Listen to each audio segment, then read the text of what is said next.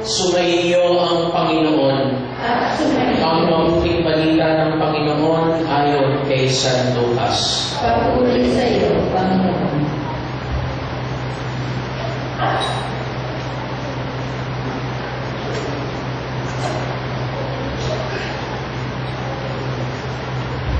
Noong panahon iyon, napuspos ng Espiritu Santo si Zacarias na ama ni Juan at nagpahayag ng ganito: Purihin ang Panginoong Diyos ng Israel, sapagkat nilingap niya at pinalaya ang kanyang bayan.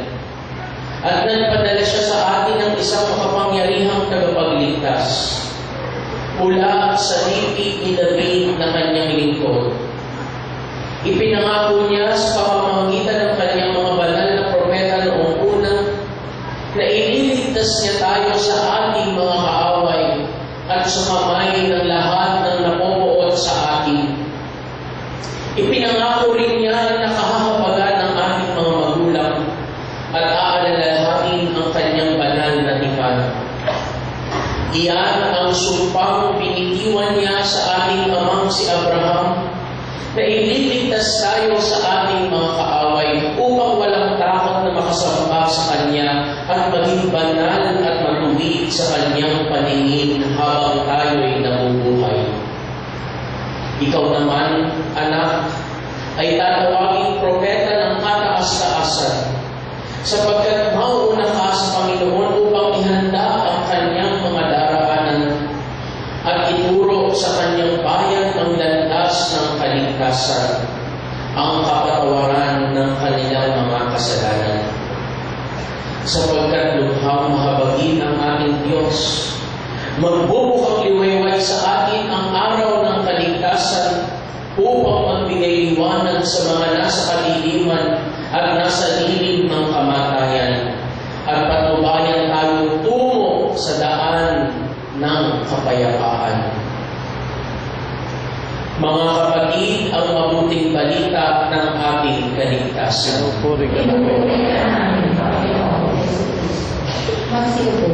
Palakpakan natin ang salita ng Diyos sa buhay. Magandang umaga po ulit sa inyo, mga kapatid. Sino ang nakasyam na araw? Taas ang kamay. Congratulations! Palakpakan natin ang mga nakabuo. Palakpakan na rin natin yung mga hindi nakabuo. No? Sabi nila, kapag nakabuo ka ng siyam na araw ng simbang gabi, matutupad ang inyong wish. Ano pa ang mga wish ninyo? Meron akong mabuting balita sa inyo. Good news. Ang Diyos ay tumutupad sa Kanyang pangako. Amen ba? Naniniwala ba kayo na ang pangako ng Diyos ay masasakatuparan at darating sa inyo? O kung naniniwala kayo, palakpakan natin ang Diyos. Ang Diyos ay nangako. At ano ang Kanyang pangako? Ibibigay at ipapadala niya ang siyang magliligtas sa Kanyang bayan. At ang katuparan ng pangako niyan ay naganap noong unang Pasko, noong si Jesus ay isinilang sa ating piling bilang sanggol. Ito yung iniaawit na katuwaan ni Zacarias sa ating ebanghelyo ngayon. Puno ng galak si Zacarias sapagkat kanyang napagtanto, unti-unting tinutupad ng Diyos ang kanyang pangako. Ano ang sabi ni Zacarias? Ipinangako niya na tayo ay ililigtas sa ating mga kaaway. Ipinangako niya na kakahabagan niya at aalalahanin ang ating mga magulang. Ipinangako niya na tayo ay makasasamba sa Kanya nang walang makapipigil sa atin at tayo lahat ay magiging banal at matuwid sa Kanyang paningin. Si Zacarias sa kanyang katandaan ay puno ng galak sapagkat unti-unti niyang nakikita kung papaano tinutupad ng Diyos Napakagandang suriin natin, mga kapatid, ang ating mga buhay, ang ating mga sarili. Paano ba tinutupad ng Diyos ang kanyang pangako ng kaligtasan sa inyong sariling buhay? Minsan kasi, ang ating focus ay ang ating mga problema, ang ating mga bighati, ang ating mga pinagdaraan ng pagsubok.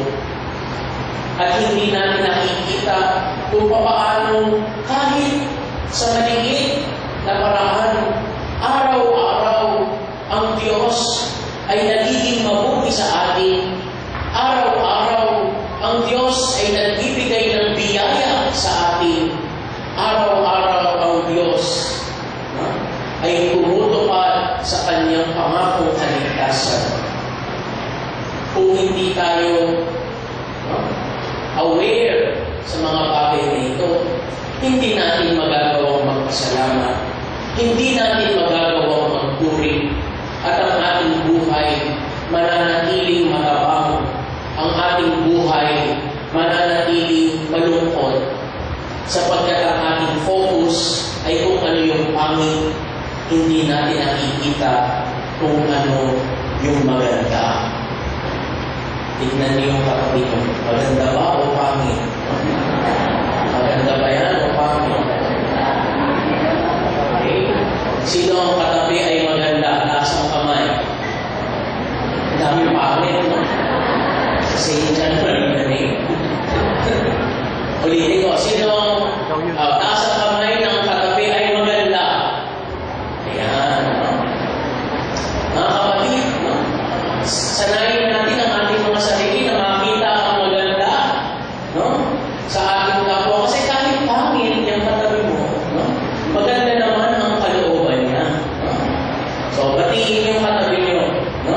Ang ganda-ganda ng kalooban mo, no? Okay. At dahil maganda ang kanyang kalooban, siya ay biyaya sa iyo ng Diyos.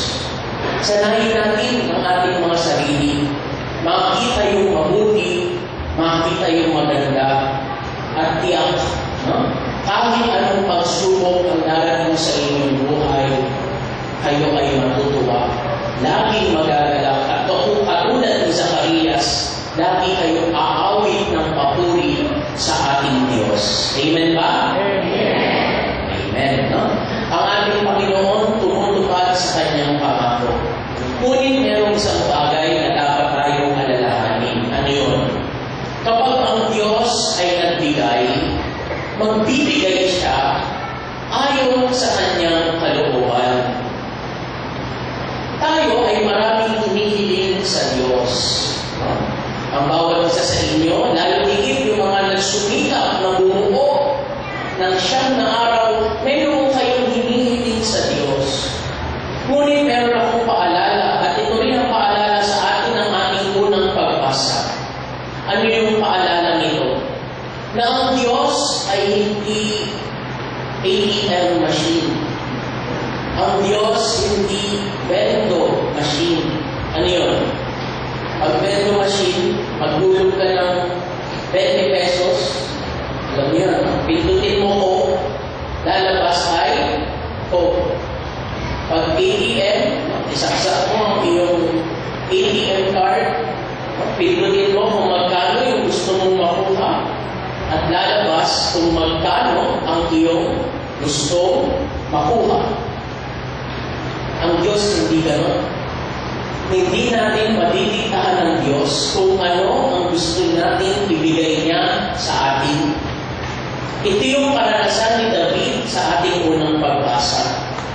Si David ay may napakagandang plano para sa kanyang bayan. At ano yung kanyang napakagandang plano? Magtayo ng templo. Ang sabi niya, ako ay nakatira sa isang palasyo at ang Diyos, no, ay sa isang kubol lamang, sa arto. No? Doon lamang nakatira ang Diyos. Hindi ito nararapat. Kailangan magtayo ako ng isang magandang simbahan, magandang Napakaganda ng plano ni David at napakaganda ng kanyang nais. Pero, nagbiga ang Diyos sa pamamagitan ng propeta Nathan. Ano ang sabi ng Diyos kay David? David, David, hindi ko nais na ako'y ipagtayo mo ng templo. Hindi ikaw ang siyang magtatayo ng simbahan para sa akin. Hindi ito ang aking nais. Ngunit David, ito ang aking nais para sa iyo. Na ikaw ay biyayaan ng kapangyarihan. Na ikaw ay biyayaan ng isang mabuting angkan. At mula sa iyong angkan, magmumula ang mga pinuno na siyang magdadala sa aking bayan sa pagkalwalhatian. At mula sa iyong mga anak, doon ang hihiram na kung sino ang magtatayo ng templo. Magtataka tayo doon sa storyang ating napakinggan. Maganda ang gusto ni David. Walang masama sa kanyang nais. Pero, hindi yun ang nais ng Diyos.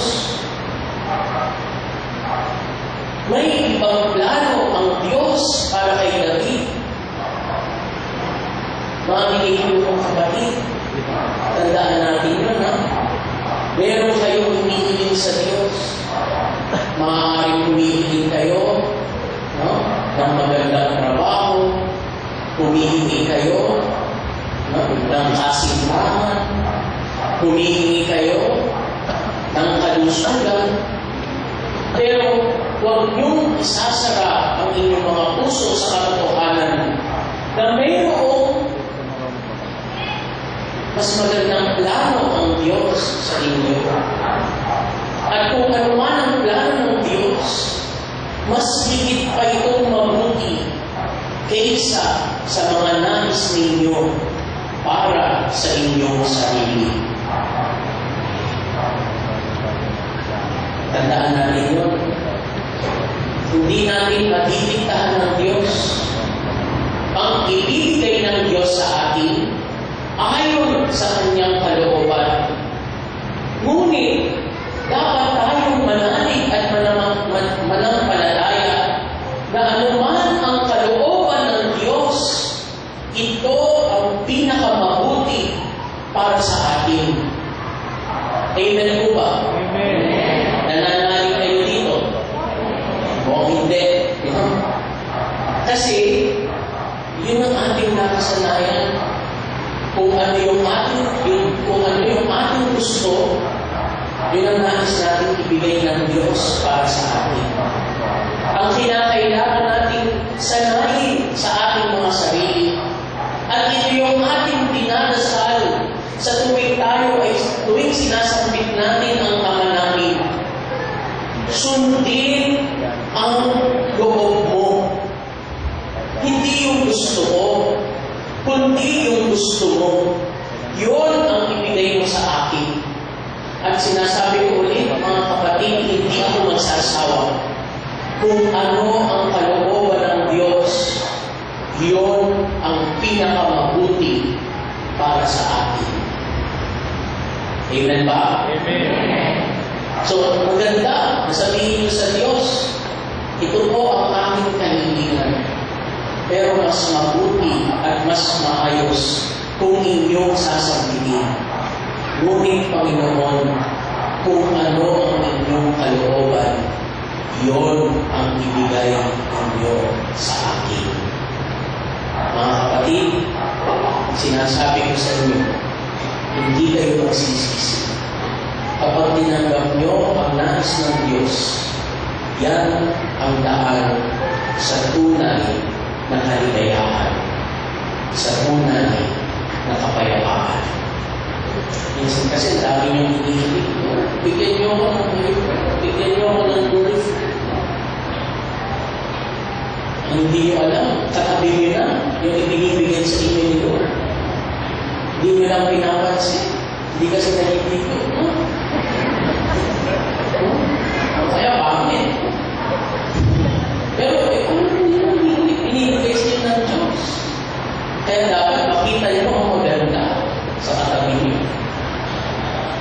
No?